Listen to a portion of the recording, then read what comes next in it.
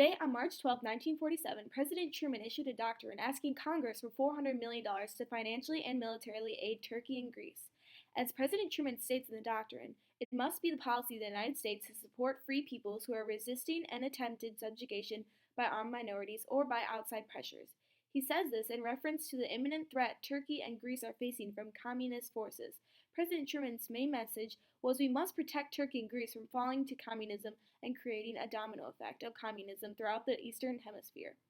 Greece and Turkey were previously receiving financial aid from Great Britain, but on February 21, 1947, the British Embassy informed the United States that it could no longer afford to pay and pass the responsibility to the United States.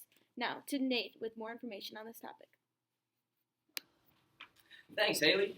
I'm here standing live inside the House of Representatives where President Truman has just asked Congress to approve a $400 million aid to assist the countries of Greece and Turkey. His statements today focused on the need to prevent a domino effect of communism from spreading throughout the Eastern Hemisphere by providing Greece and Turkey the necessary economic and military means to stay a democracy. In fact, in a meeting between Congressman and State Department official Undersecretary of State Dean Acheson made it clear that if Greece and Turkey are taken over by communist powers, communism could spread to Iran and as far east as India. After the speech was delivered to Congress, they agreed to allot $400 million to help Turkey and Greece under the condition that Truman release a radio message emphasizing how serious the situation is. What this holds for the future of democracy, we can't be sure yet. However, it does seem to be an end of isolationism in America.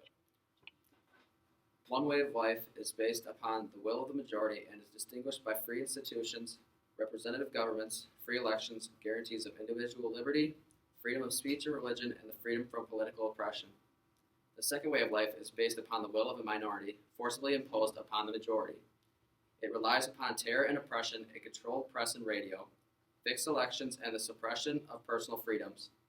I believe that it must be the policy of the United States to support free peoples who are resisting attempted subjugation by armed minorities or by outside pressures. What you just saw were excerpts of President Truman's address to Congress today. These clips embody his entire speech, highlighting the stark differences between a free way of life we enjoy here in America and a life of oppression that people lead in communist-led countries. Back to you, Haley.